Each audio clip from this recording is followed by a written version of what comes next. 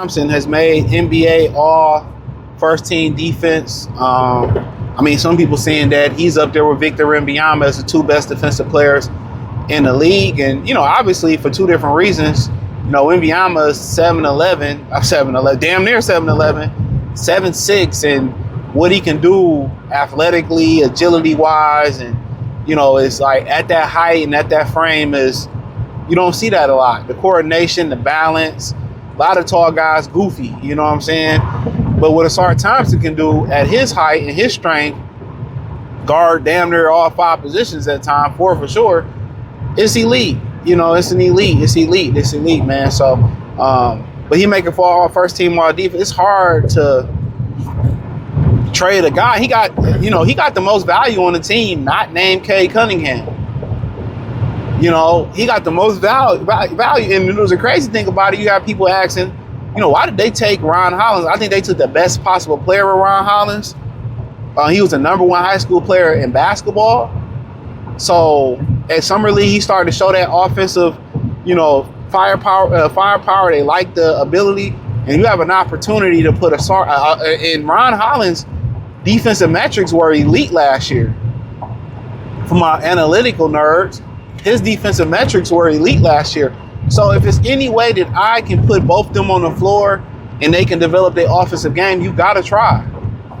You have to try. When you have three elite defenders, I'm not just talking about, and Ford versus Stewart, you have four elite defenders at Cade, Ausar, and Ron Hollins, and Isaiah Stewart. It's hard not to want to believe we can make that jump. Like, we can make that jump offensively. That's what you banking on. You like I can get this guy to shoot a jumper. I seen Kawhi Leonard do it. I seen Jimmy Butler do it. That's in the frame that they see those guys as. And when you have a guy that's basically up there with Victor Wembanyama as one of the best defensive players in the NBA right now, it's hard to say, oh, I got to give up on that. And you see the work ethic and you see the character of his family, you like, I know he can do it. So that's why he's pretty much untouchable.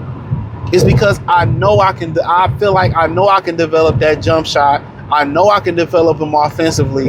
And, if he don't do it, I'm willing to go out on my shield and him not being able to do it. I'm willing to go out on that shield, or I'm willing to build around that deficiency. And you can do it. Now, can you do it with him and Durn in a lineup together? That means the other three guys around them have to be elite offensively. And that's doable. Cade is one, Bink, and the two other guys got to be able to shoot it at a great clip. So, but it's just the untapped potential offensive, and potential get people fired every day in sports. Drafting guys on potential get guys fired every day in sports.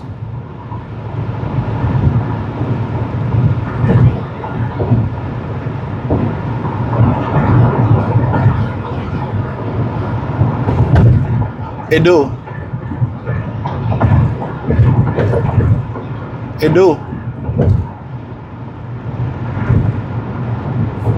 So, but that, to be honest with you, this is why he's untouchable, and you're going to bank on developing this talent. This is why.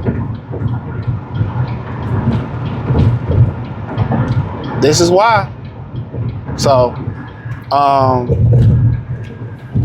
he just need a mid-range and be a better finisher at the basket. That's what all you need. But when you start kind of looking at what they're building here, offensive potential. Now, you can go and say they should blow it up and they should do this and we don't want to wait. And that's being impulsive because they had a timeline and when they wanted to do stuff. And they're clearly ahead of that timeline. They had a timeline and they're ahead of it. And it's a positive thing, but there's always, you can look at the glass half full, you can look at it half empty. In every situation, there's good, there's bad. You know what I'm saying?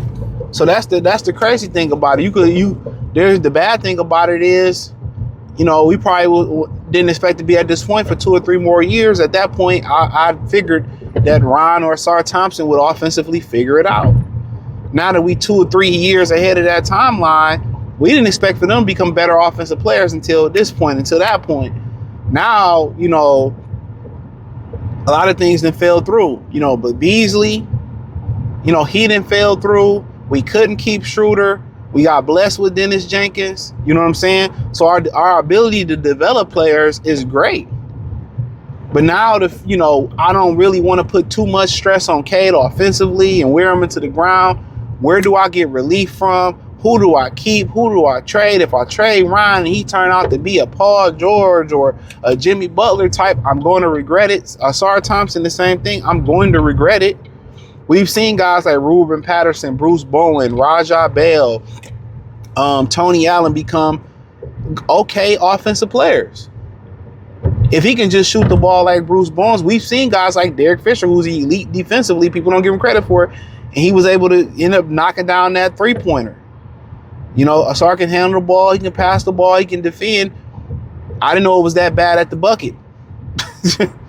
So we got to get him to finish. We got to get him to shoot the ball. Can we do it?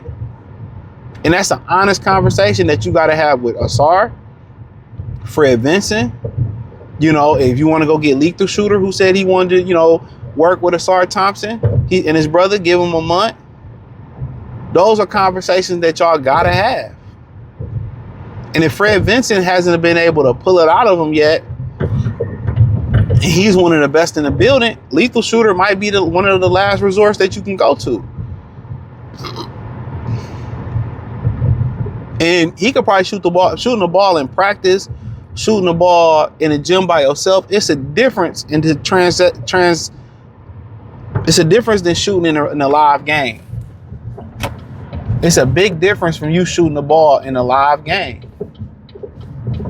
I think people don't understand that. You know? So, but yeah, to me, it's going to be very interesting. It's going to be very interesting. So, but I understand why, you know, they don't want to give up. I don't think they obviously, he said they didn't expect to be this far along. So I see why they don't want to give up. So I see exactly why they don't want to give up. So, I mean, we'll see, man. We'll see. We will see. So it is what it is. Let me know what you girls and guys think. Thumbs up the video, share the video, subscribe to the channel. Next subscribe button is the bell icon button. Hit all notifications. Increase your chance, get notifications. We go live, drop video. Check out Detroit Pistons Talk playlist for more videos like this. Appreciate the love and support. Peace.